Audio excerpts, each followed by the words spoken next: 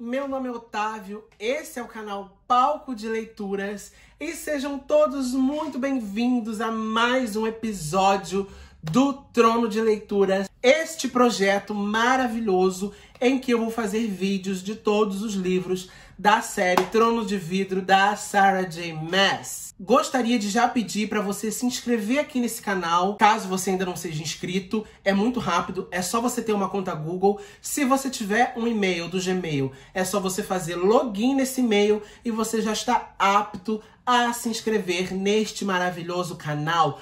Peço também para você deixar um like aqui nesse vídeo, que ajuda muito o YouTube a entender que ele é relevante e ele precisa chegar em todo o fandom da Sarah J. Maas. Inclusive, hoje a gente vai falar de uma parte delicada, tá? Porque nós vamos falar de Lâmina da Assassina, o famigerado prequel de Trono de Vidro que ninguém quer ler. Bom, galera, esse é o vídeo relacionado ao prequel de Trono de Vidro, que se chama Lâmina da Assassina. Ué, Diva, o que é prequel? É um livro que é feito baseado em um outro livro para mostrar nele coisas que você não viu. E caso você não tenha lido nenhum livro de Trono de Vidro ainda e tenha caído nesse vídeo por acaso, ele vai estar cheio de spoilers. Dito isso, eu quero falar algumas coisas. Vamos lá. Eu sempre escuto que Lâmina da Assassina é o livro mais chato, que é o livro mais lento, que as pessoas começaram a ler esse livro e empacaram nele, que esse livro fez as pessoas desapaixonarem da série. Calma, nem tudo está perdido.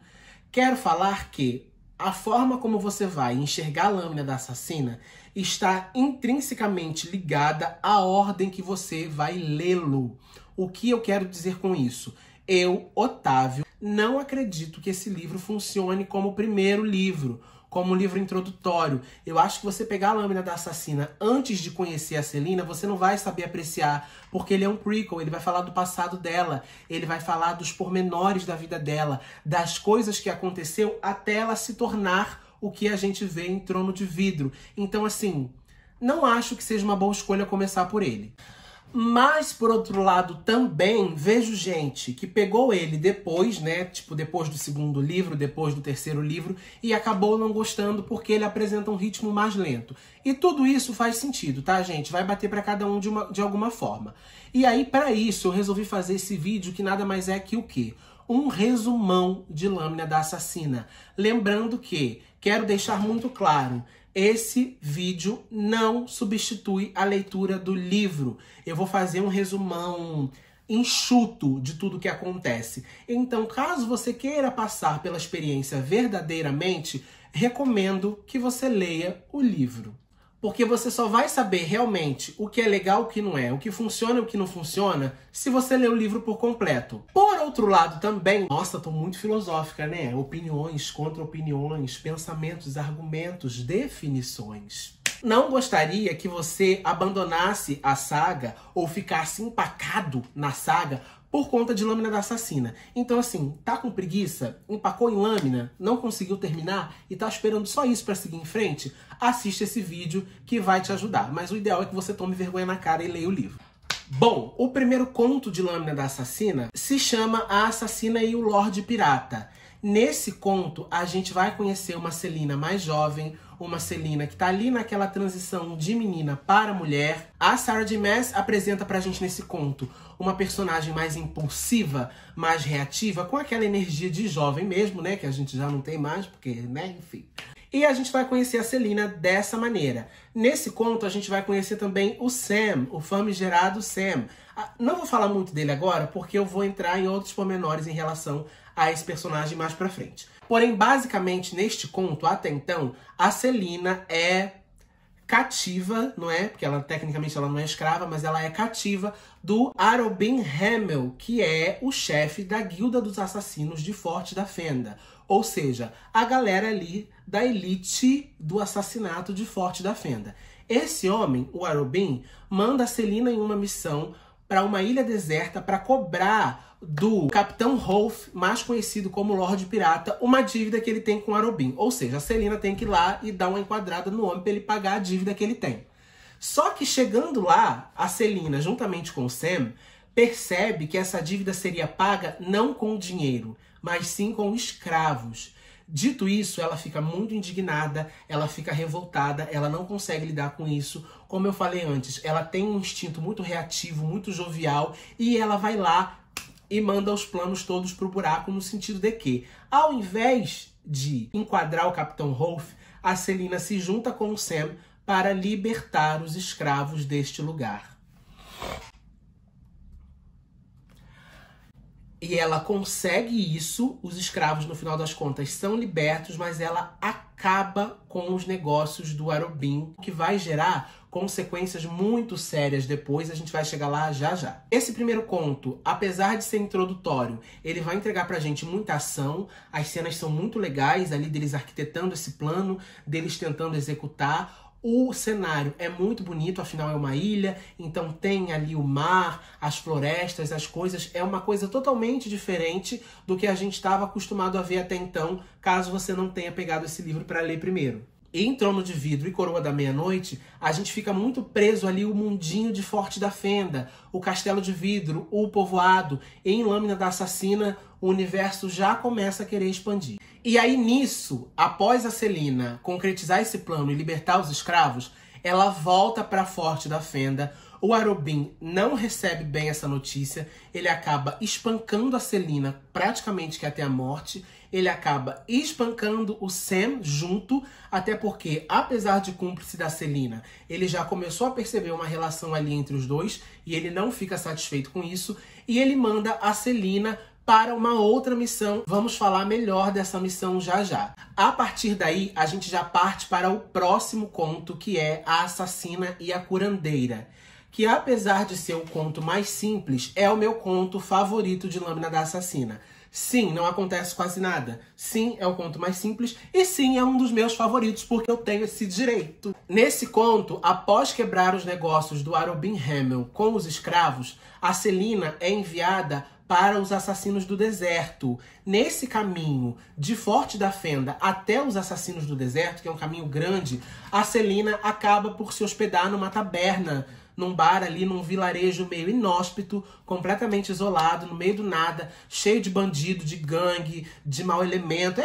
Ela é envolvida, né, com esses negócios de pessoa que não presta. A Selina, ela é dada pra isso, a gente sabe. Nessa hospedaria, nessa taberna, enfim, nessa estalagem, seria um termo mais adequado, ela conhece a Irene Towers, que é uma enfermeira, que mais pra frente a gente vai descobrir que não é enfermeira. Ela, na verdade, é curandeira, que descende de uma linhagem de curandeiras muito antigas. A Selina acaba construindo ali uma relação de cumplicidade com essa curandeira, ajuda ela a aprender a se defender desses homens escrotos que tem ali nesse bar todos os dias.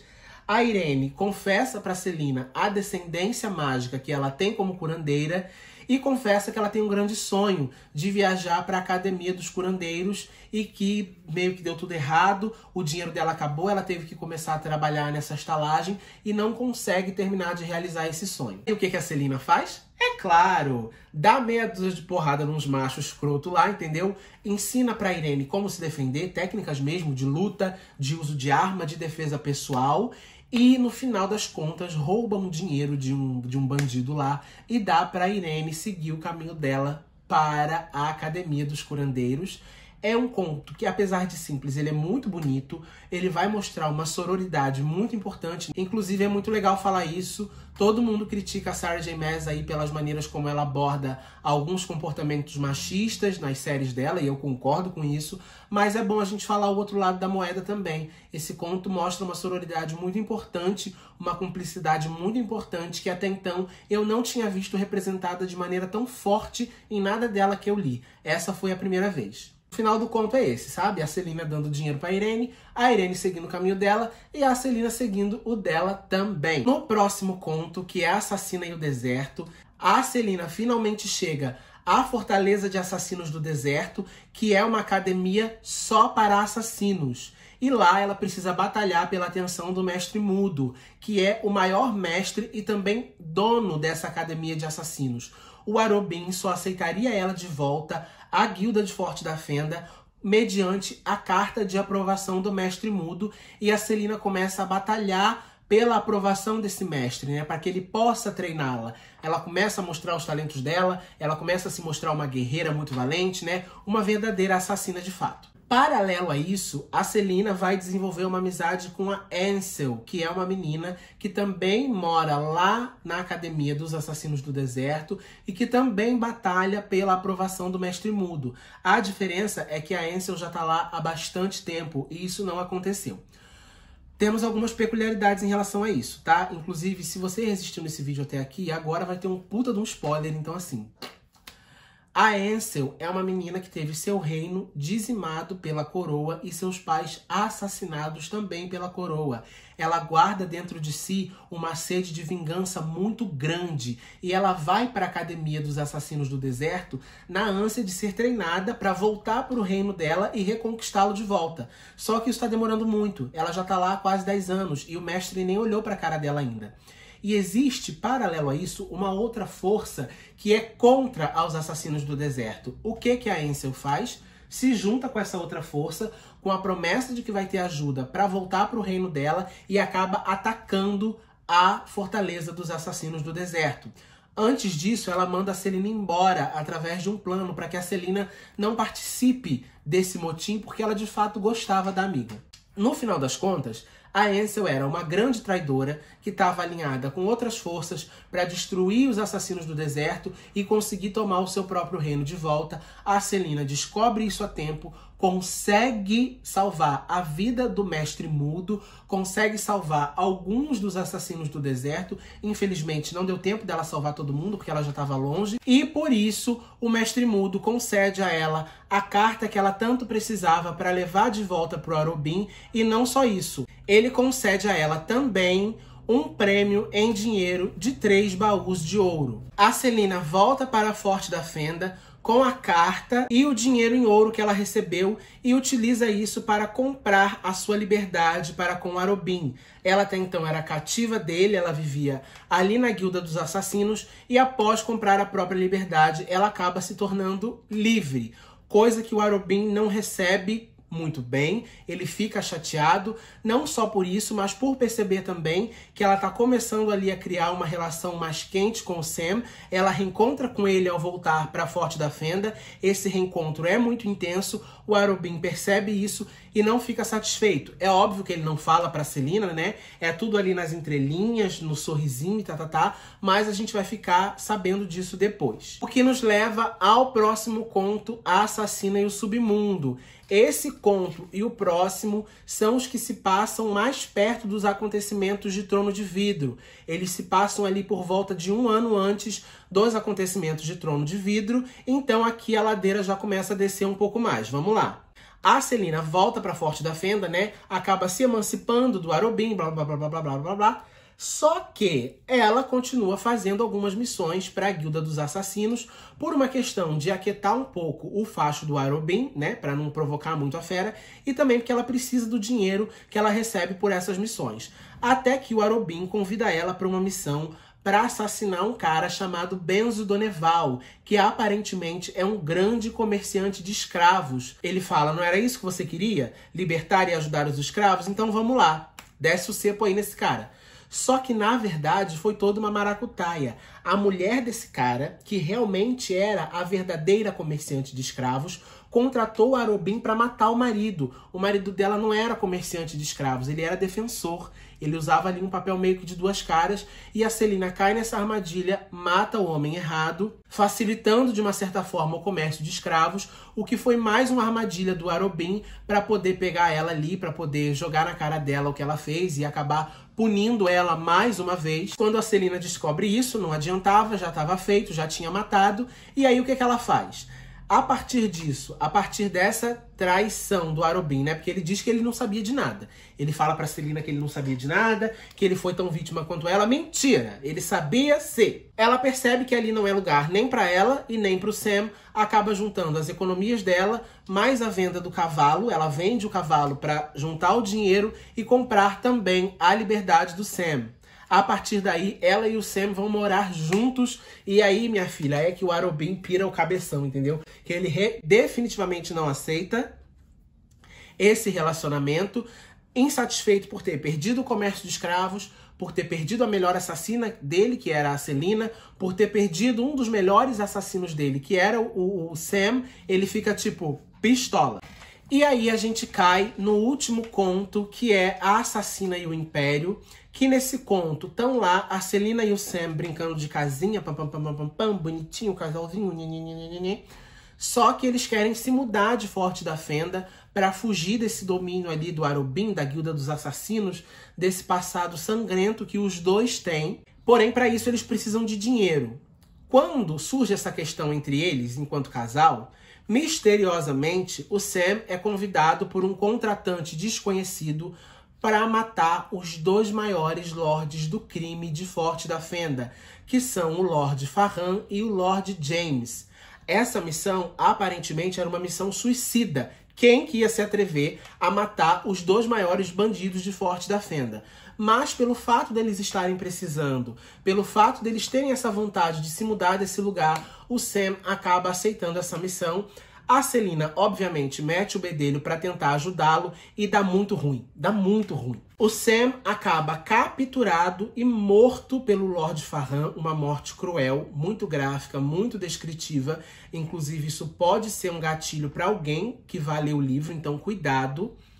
A Selina fica sabendo disso, fica, obviamente, completamente descontrolada. Isso desperta uma ira colossal nela. Ela vai até lá e mata o Lord James, que era o amigo do Farhan, para vingar o Sam. E aí era tudo que eles precisavam.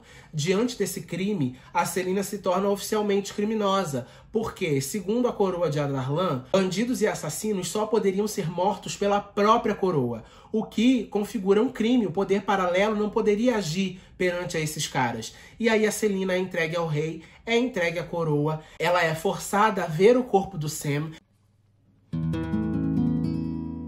Ela fica dias nas masmorras do Castelo de Vidro até ser levada para Endover. E aí, qual que é o pulo do gato desse último conto? É nele que a gente fica sabendo que quem arquitetou esse e todos os outros planos foi o Arobin Hamel por ciúme. Então ele é o grande vilão de Lâmina da Assassina. Ele é o grande responsável pela desgraça da Selina por um motivo absolutamente banal, que é o ciúme. Não achei esse motivo muito coerente. Eu acho que a Sarah J. Maas poderia ter ido além. Ela escolheu não ir e tá tudo bem. A Selina não fica sabendo disso, tá? Ela vai pra Endover sem saber dessa traição. É óbvio que ela suspeita, mas ela não tem certeza. Mas é isso. Lâmina da Assassina termina com a Selina chegando em Endover. E aí, a partir daí, é tudo que a gente já conhece em Trono de Vidro. E esse foi o grande resumo de Lâmina da Assassina. Espero que tenha ajudado você que está com preguiça de ler o livro. Espero que tenha ajudado você que leu o livro, mas ficou um pouco perdido. Espero que tenha ajudado você que já leu, mas queria saber a minha opinião. A minha opinião é que eu acho sim que é um livro que tenha que ser lido, eu acho sim que seja um livro importante, mas eu não acho que ele funciona como livro inicial. Não recomendo começar Trono de Vidro por esse livro. Eu recomendo que você leia Trono de Vidro, que você leia Coroa da Meia-Noite, você conheça melhor o universo da série, você conheça melhor a personagem principal, principalmente, que é a Selina, você tenha consciência das camadas dela, e aí sim você vai conseguir apreciar Lâmina da Assassina melhor. Lembrando que essa é a minha opinião, você pode pensar diferente. Caso você pense diferente, já comenta aqui pra gente iniciar uma discussão. Acho que eu não tenho nada muito mais a falar. Lembrando que o meu link da Amazon está aqui embaixo no box de descrição. E comprando com o meu link você me ajuda muito. Eu ganho uma comissão sem que você pague nada mais por isso. E isso ajuda a manter o canal no ar. Me sigam nas minhas redes sociais. Me sigam na Twitch para acompanhar as lives de leitura, que tem sido assim, ó, milhões. Um beijo e até o próximo vídeo.